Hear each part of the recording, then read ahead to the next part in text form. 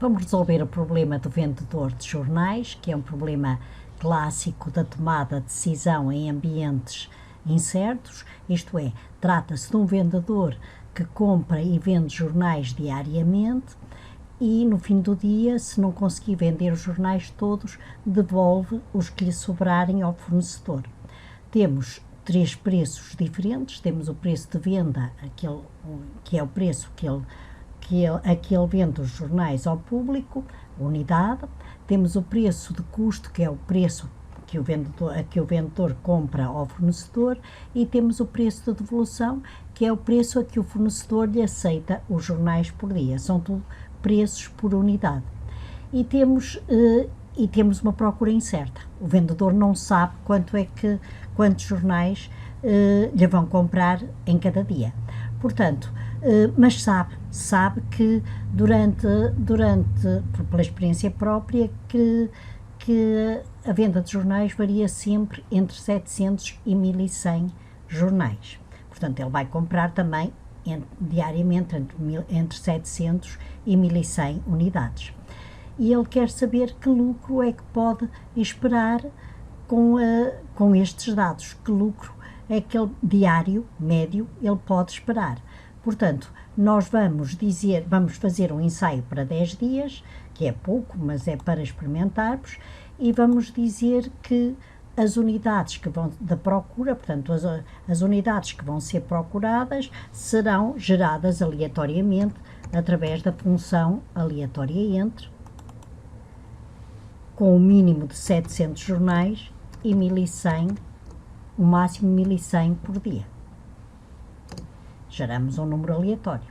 As unidades encomendadas também vão ser calculadas da mesma maneira, portanto, vamos gerar aleatoriamente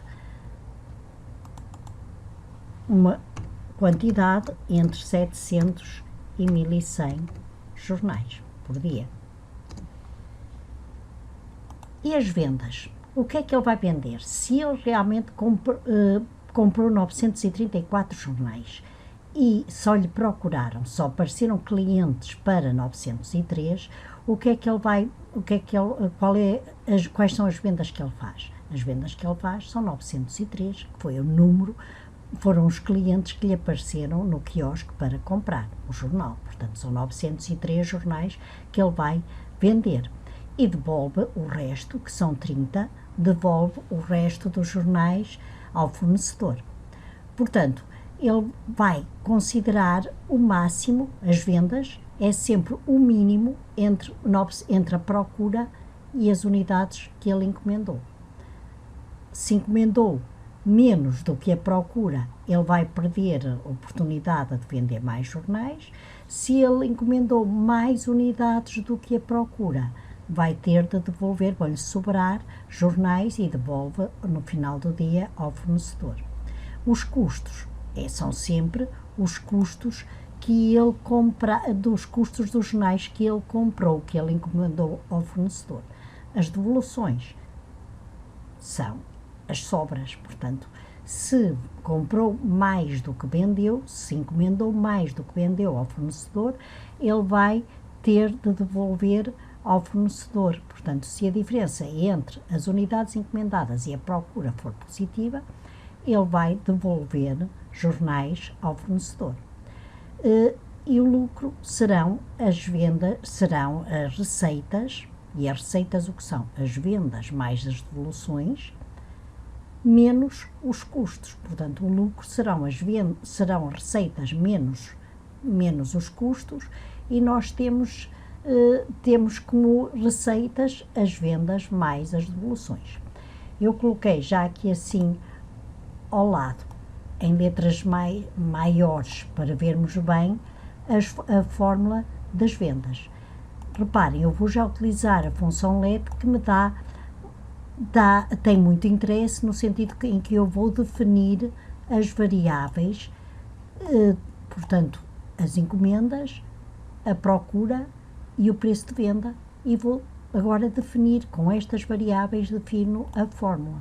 E que fórmula é que eu vou calcular? Eu sei que ele vai vender o mínimo entre as encomendas e a procura, e vai multiplicar essas unidades pelo preço de venda para calcular as vendas, as receitas das vendas. Relativamente aos custos, quanto é que ele vai ter de pagar ao fornecedor logo de imediato? Vai ter de pagar aquilo que encomendou ao preço de custo. Portanto, temos as encomendas, temos o preço de custo e vamos então calcular os custos como as unidades encomendadas vezes o preço de custo. E as devoluções? As devoluções são as sobras. E como é que se calculam as sobras? As sobras são as vendas, são aquilo que ele encomendou, são as encomendas, menos as vendas. Portanto, o que lhe vai sobrar são as unidades encomendadas, menos aquilo que vendeu. E temos também um preço de devolução. Então, as sobras, como é que vamos calcular as sobras? As sobras é o máximo entre 0, porque ele pode pode não ter sobrado nada, ou então pode até nem ter, aquilo que encomendou pode não ter chegado para satisfazer a procura. Então, nós vamos dizer que as sobras é o máximo entre a diferença daquilo que encomendou e da procura. Se esta diferença for positiva, é esta diferença que ele devolve. Se for negativa, não devolve nada, porque nem sequer chegou a satisfazer a procura toda. Depois temos de calcular o lucro. O lucro, muito simples, são as receitas menos os custos. E o que é que são as receitas? São as vendas mais as devoluções. E os custos foi aquilo que pagou ao fornecedor e, portanto, o lucro serão receitas menos custos. Já temos aqui digitado estas fórmulas todas, portanto, é só copiar para as linhas seguintes, para os dias seguintes, e vamos calcular o lucro médio destes dias. Como é que calculamos a média? Por uma utilização da função média e aplicamos a média ao lucro destes 10 dias.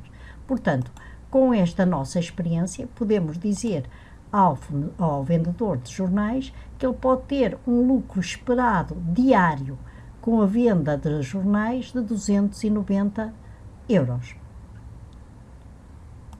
É um problema interessante que se aplica a muita coisa, não se aplica só à venda de jornais, aplica-se a todo o tipo de negócio em que se compra, vende e pode-se devolver ao fornecedor aquilo que não se conseguiu vender. Portanto, aplica-se em muitas áreas e é sobretudo um exercício para iniciarmos a simulação, porque nós temos de gerar a procura aleatoriamente, que é uma procura incerta, geramos aleatoriamente, as unidades que encomendamos também são aleatórias e vamos então aqui simular a venda destes jornais, submetida àquela procura. E assim nós podemos ter uma ideia do lucro que poderá ter o vendedor de jornais, e também o vendedor de jornais poderá ter uma ideia da quantidade que vai vender, que vai encomendar diariamente ao seu fornecedor. Pronto. E cá temos o nosso exercício, o nosso problema, que é um problema clássico e académico, claro, mas que ajuda a perceber a tomada de decisão em ambientes de incerteza.